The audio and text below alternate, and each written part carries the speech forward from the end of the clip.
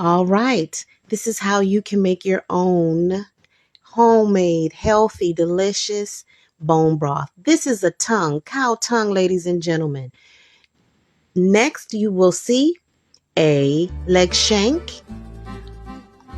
Also in the pot, you will see cuts of the leg bone. We want all of that bone marrow and the marbling that is going to add to the collagen in the overall dish. Why did I use tongue? Tongue is a beautiful spongy meat, and it will add delicious flavor and nutrition to the end product, the bone broth.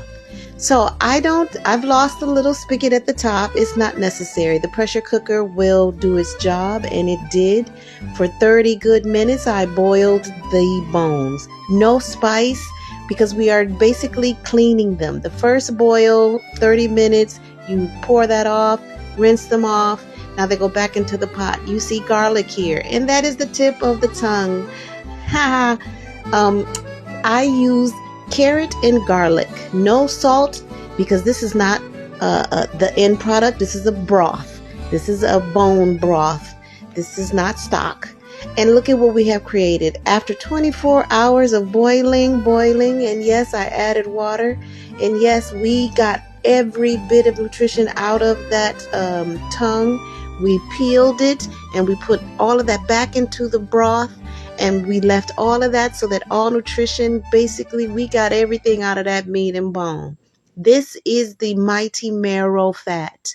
This is the marrow fat, not fat from the meat, because I use low-fat meat products, ladies and gentlemen.